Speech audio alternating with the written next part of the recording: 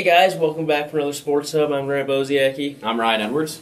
And we're back talking more about basketball. And first, I got to talk about Southern Valley boys basketball. They are just having a great season. They are 14-1 right now. And tonight at 7:45, they are playing Southwest in the eastern region of the RPAC Conference Finals. And that should be a good game. They're the 1 seed. I believe Southwest is the 3 seed, so that's going to be a good matchup.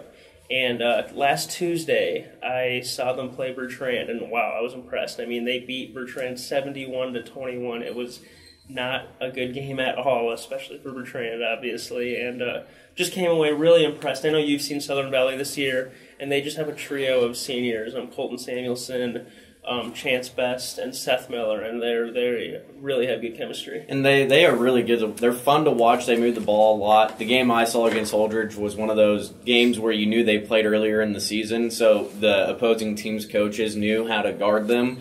And I think that's a big key to any team when they play each other more than once in a year. You know, with these smaller conferences, that will happen since they are in conference games and they play each other in tournaments. The one thing that I think that Southern Valley does a really good job of is just passing the ball and playing good team defense. They do, and that's because of Seth Miller. I was impressed with him. As a point guard, he moves the ball fast, he pushes the floor, and he finds the open guys. I mean, Colton Samuelson, very good post presence, so he feeds him up inside, and then Chance Best hit, I think, 4 threes versus Bertrand, so a lot of good inside-outside action. And on Tuesday, I was at Ravenna and Elm Creek. Ravenna is in C2. They're ranked number 7 in that class. Elm Creek was 13-3 at the time in D1, and they just got overwhelmed by a suffocating Blue Jay defense that caused 30 turnovers, and against a team that normally creates turnovers themselves. I'm surprised. I thought it would be a better game than it was. It should have been, but the Blue Jays defense did a really good job locking down Claire Cornell, who's absolutely dominating opponents this year. And she only scored 7 points. Her first points didn't come until the third quarter of that game on Tuesday night. And with the win, the Blue Jays will face off against Centura this weekend. I cannot forget to mention this time the South Loop boys. They're having a really good year themselves. I think they are 12-2 right now, and they start 5 sophomores. So I don't know exactly how far they're going to get this year, but they're definitely a team, if not this year, to watch out for in the future. Another team that's really caught my eye lately, and even though we haven't seen her play since she's come back from her injury, is Taylor Kissinger and the Minden Whippets. They are on a roll. They've won 6 straight games, they've won 5 out of their last 6 games since her return.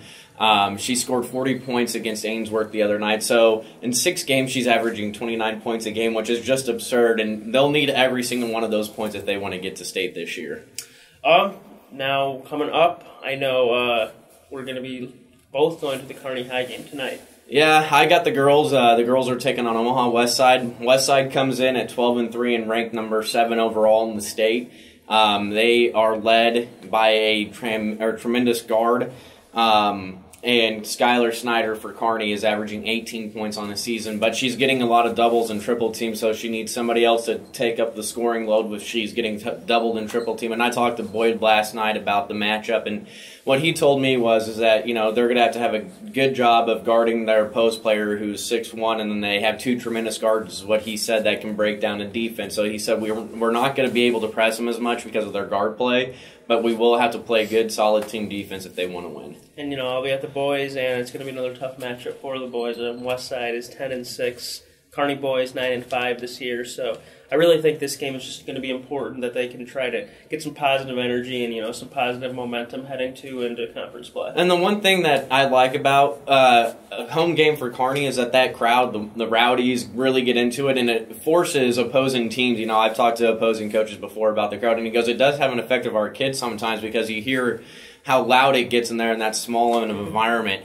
But the one player that really has stood out to me from Kearney the last 3 games has been Zach Ryan, the senior. He's been shooting, I don't know where the shot came from. He's always had a good shot, but from what I've been told by you, all of a sudden he's shooting a lot more. He is. He's with Austin Murray out, with him battling injuries these last 2 games, he's averaged about 18.5 points a game. He had a career high 22 points last Friday, and he has been shooting the ball more comfortably, and Baranek has said after games, you know, when he's playing with that type of energy and that type of style, it really helps them elevate their game to a whole nother level. And Drake says that actually this offense runs through him, and if he's going well with Cannon and Austin, he said look out because that could be a dangerous combination right there.